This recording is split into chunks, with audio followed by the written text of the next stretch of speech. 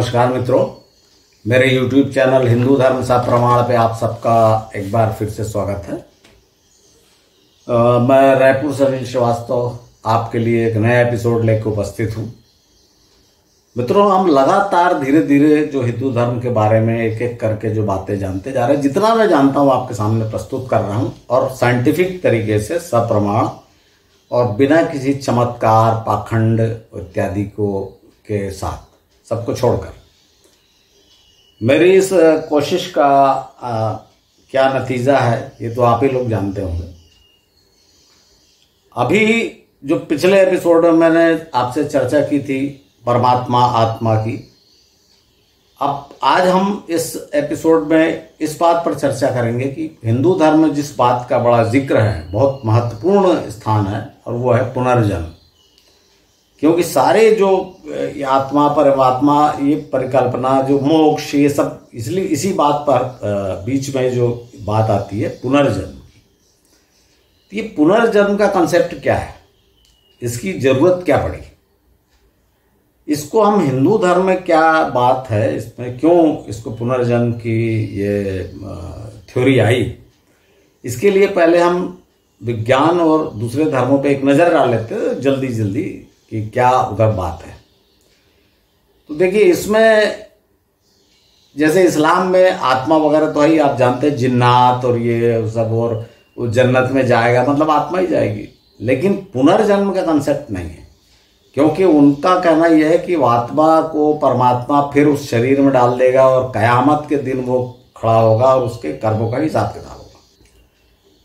किसी भी अन्य धर्म में मैंने नहीं देखा, बौद्ध धर्म में भी बौद्ध धर्म जैसे बुद्ध तो आत्मा को ही नहीं मानते थे, लेकिन उनके फॉलोअर्स बाद में इन बुद्ध धर्म को बहुत प्राचीन सिद्ध करने के लिए बोधिसत्व की कथा लेकर आए, और बोधिसत्व का बार जन्म हुआ।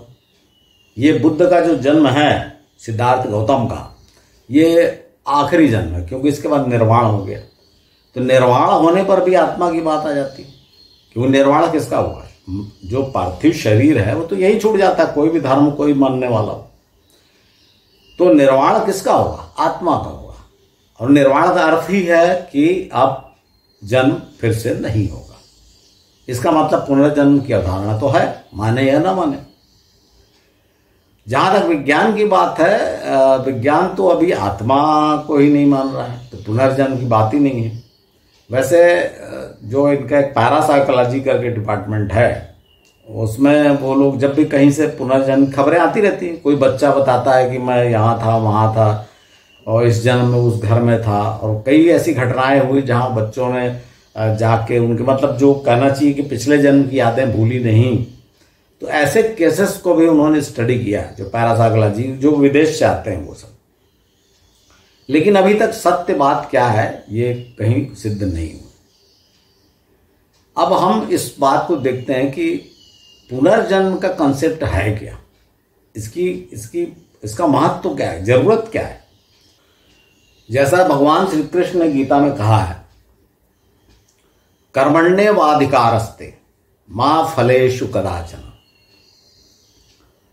इसको थोड़ा सा जो संस्कृत जानने वाले, इसको कौन क्या बोलता है इसका अर्थ बहुत सारे लोग बताते हैं, वो बड़ा सीधा साधा, पर इस पे जोर देना, क्योंकि अगर पुनर्जन्म कंसेप्ट को समझना हो तो इसके अर्थ को समझना पड़ेगा। देखिए, जो कारक रचना होती है उसमें जो सप्तमी विभक्ति होती है, उसके हिसाब से कर्मण्य मतलब कर्म पर ही तुम्हारा अधिकार है। कर्मण्येवाधिकारस्ते मा फलेषु कदाचन, फल पर कदापि नहीं। इसका सीधा सिंपल से इतना ही अर्थ है, कर्म पर ही तुम्हारा अधिकार है, फल पर नहीं। अर्थात जैसा कर्म करोगे वैसा फल मिलेगा, और कर्म करने की आपको स्वाधीनता है। किसी कर्म को करो नहीं करो, अच्छा करो खराब करो, बेगारी टालो, ये सब आपको स्वतंत्रता है मानव जीवन में। हाँ, ये बात अवश्य है कि जब जैसा कर्म करोगे फल वैसे ही मिलेगा। इसलिए फल के, जैसे कोई विद्यार्थी ने पढ़ाई नहीं की और फिर परीक्षा में अच्छे नंबर या फर्स्ट डिवीजन आने के लिए अगर वो पूजा करना शुरू कर दे तो ऐसा नहीं होगा। इसका सिंपल सा अर्थ यही है। अब ये कंसेप्ट जो है, इसको अगर हम सोचें अगर इस बात को, तो नई पीढ़ी इस बात को मानती है। सभी लोग बोलते हैं, कह रहा है भाग्य कुछ नहीं होता। जो भाग्य और कर्म का झगड़ा है कि अधिकतर लोग जो पुराने लोग हैं वो बहुत बात करते हैं कि भाई भाग्य में नहीं था, भाग्य ऐसा है, भाग्य में होगा तो मिल जाएगा, इस तरह बातें होती हैं। तो नई पीढ़ी इसको नहीं मानती। नई पीढ़ी कहना है कि कर्म ही सब कुछ है। अब यहां पर दो बातें आ गई, कर्म और भाग्य।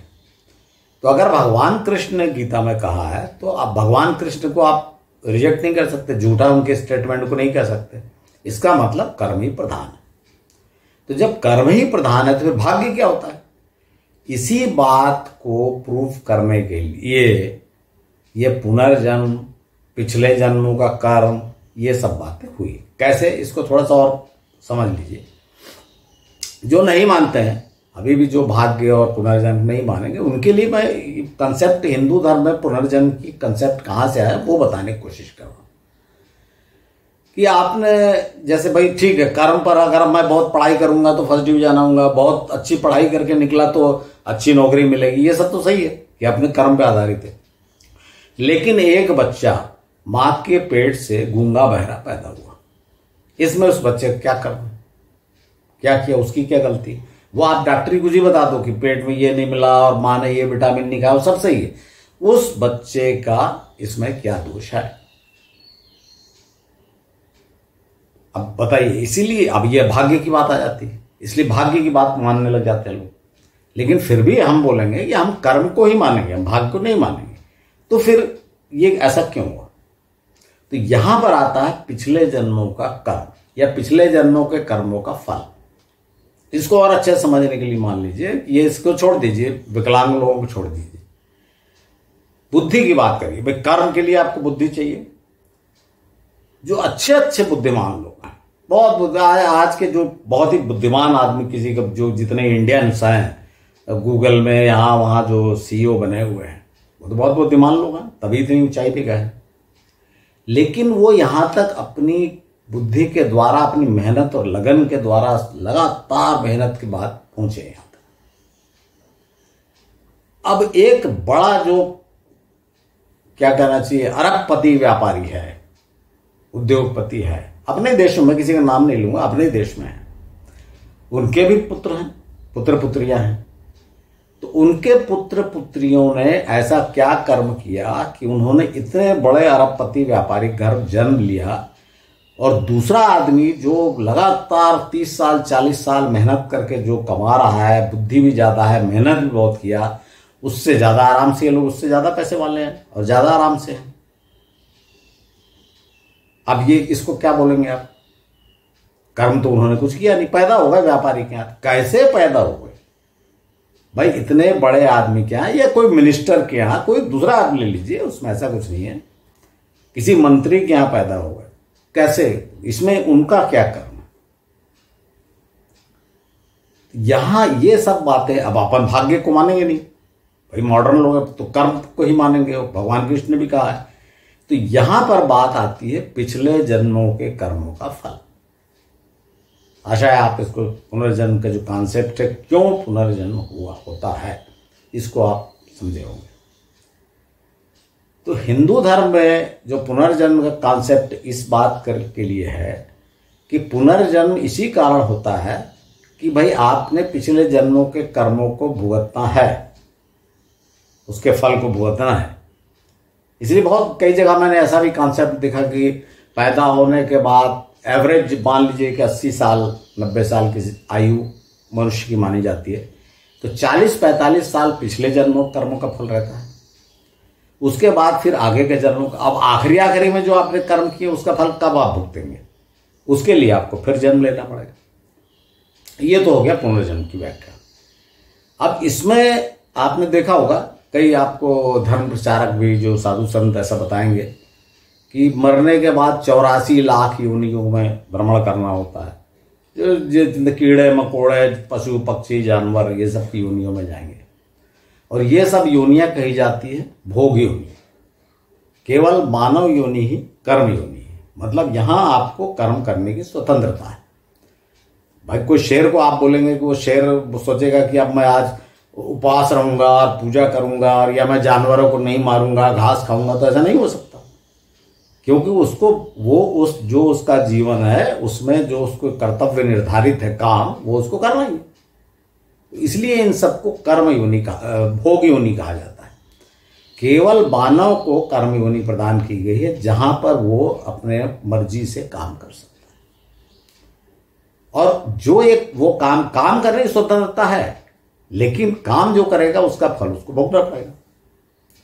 अब यहां पर थोड़ा सा आप समझ लीजिए, जो बहुत आपको 84 लाख योनि तो सब बता देंगे, पर ये वाला कॉन्सेप्ट जो मैं आपको बता रहा हूं कि मानव जीवन में भी जो अभी आपको मैंने चर्चा की कि भिखारी या अरबपति या बुद्धिमान इंजीनियर या मंत्री, यहां पर भी आप देखेंगे कि मानव जीवन में भी कई स्तर हैं।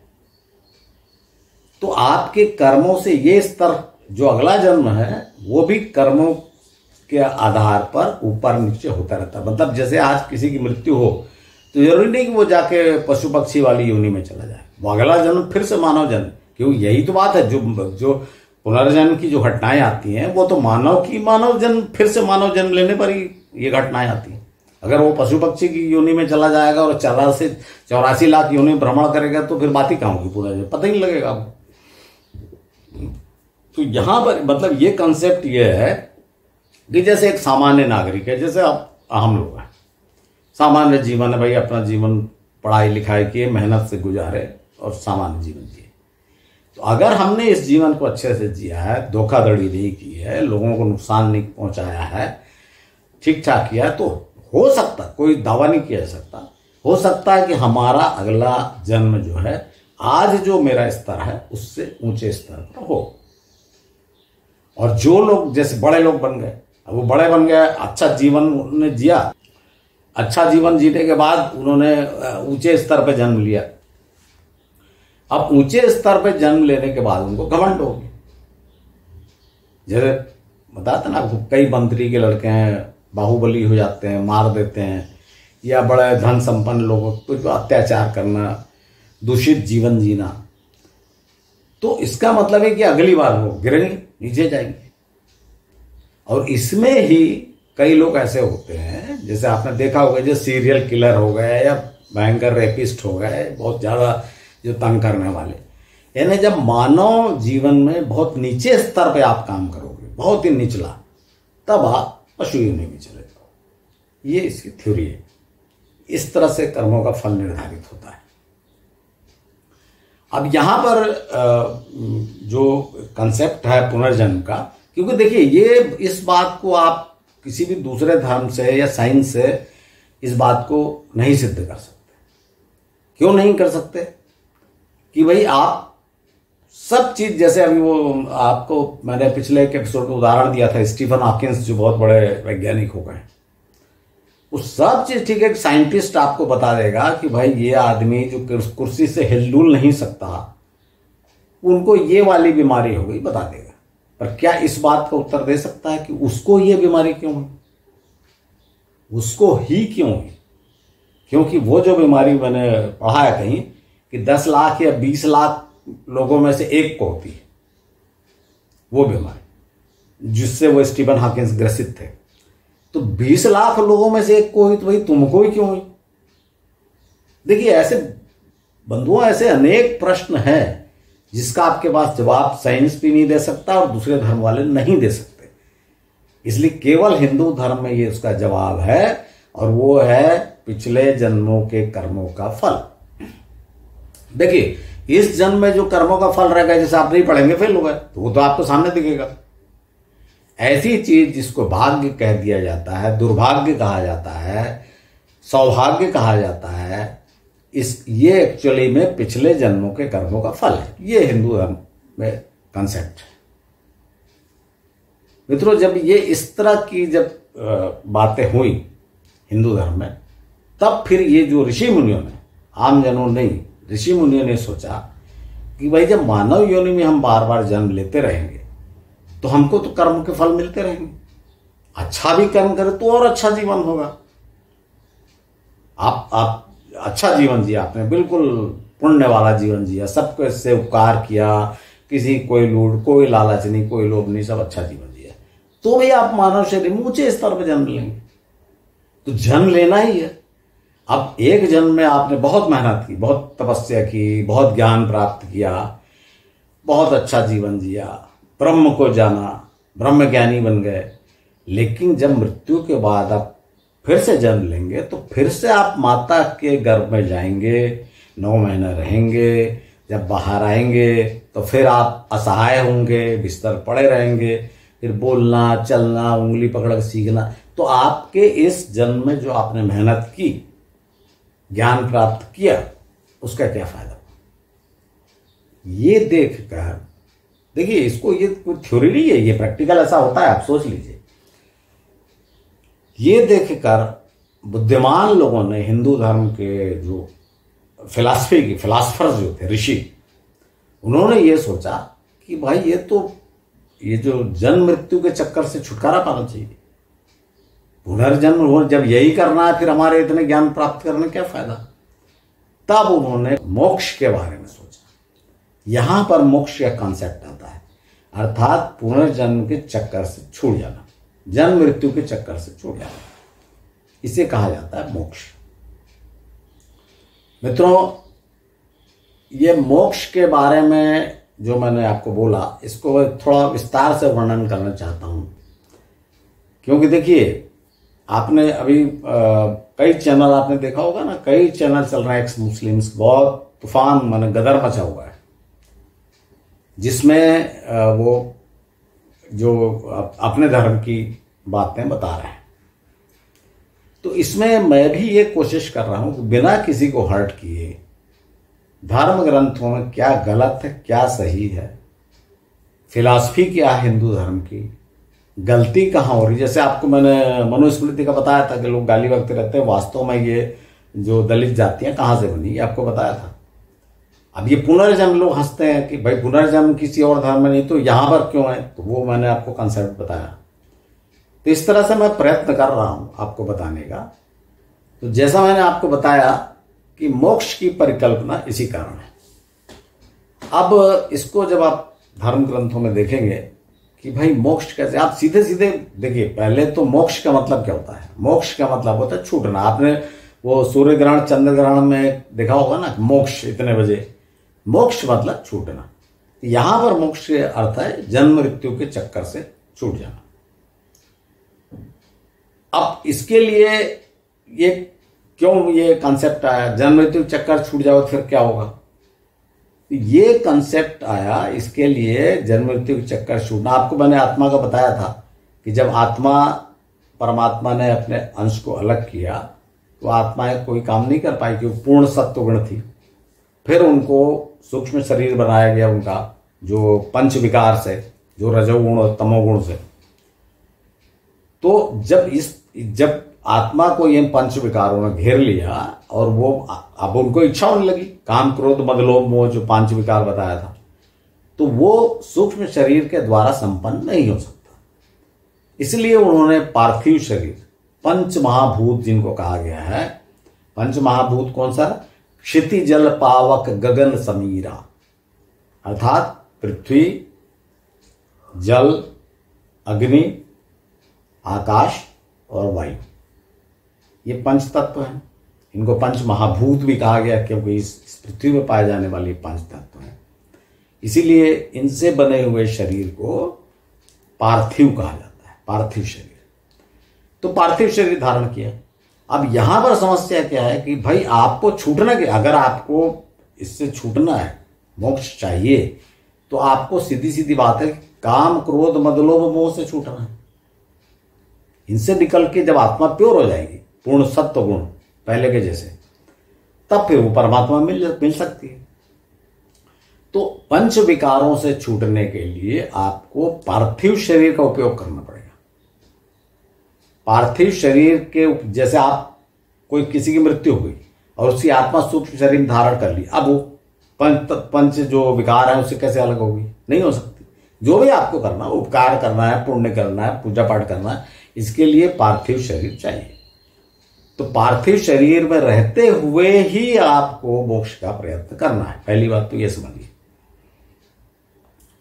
दूसरी बात यह है कि मोक्ष प्राप्त करने का क्या मार्ग है। तो देखिए, परमात्मा मोक्ष प्राप्त करना अर्थात परमात्मा को प्राप्त करना।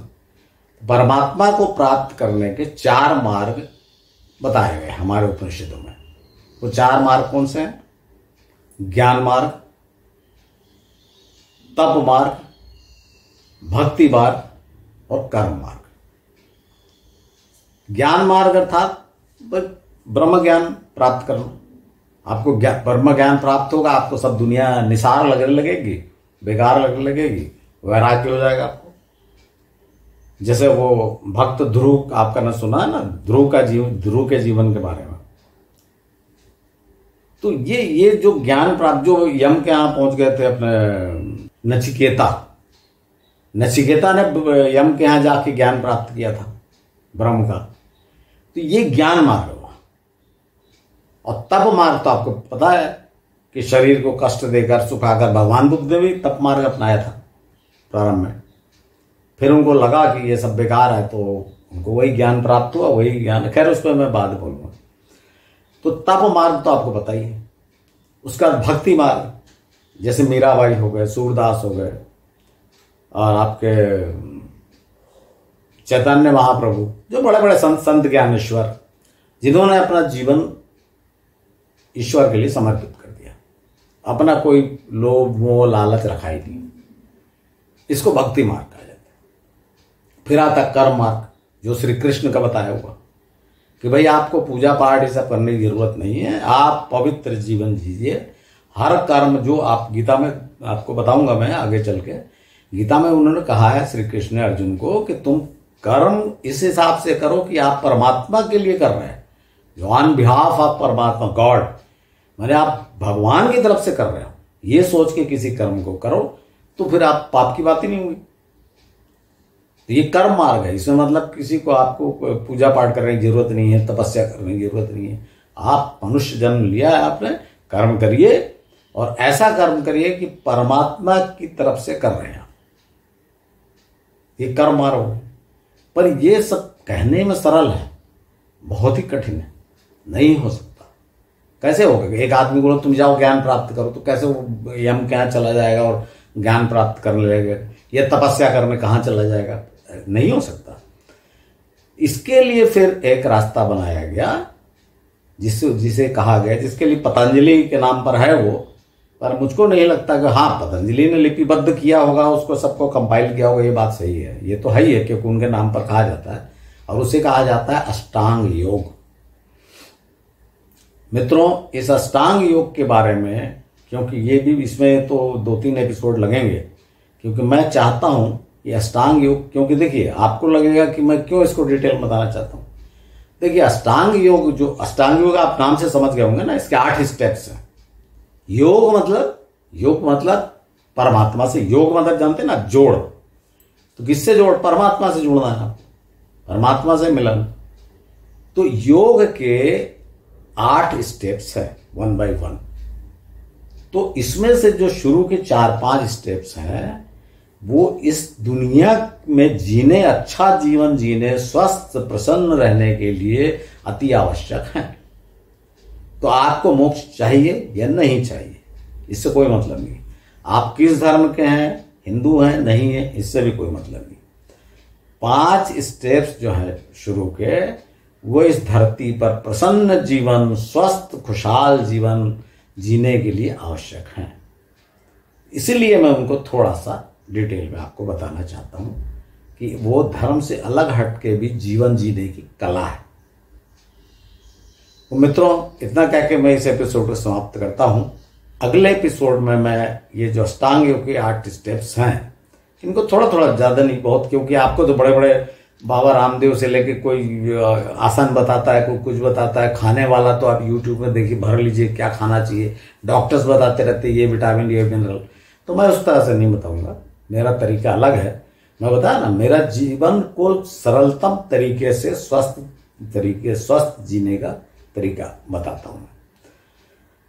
आशा है मित्रों मेरा एपिसोड आपको पसंद आएगा, और जैसा मैं हमेशा अनुरोध करता हूं, यदि आपको अच्छा लगा होगा तो आप इसे फॉरवर्ड करें, शेयर करें, जिससे दूसरों को भी फायदा हो, और अगले एपिसोड का इंतजार करिए। धन्यवाद।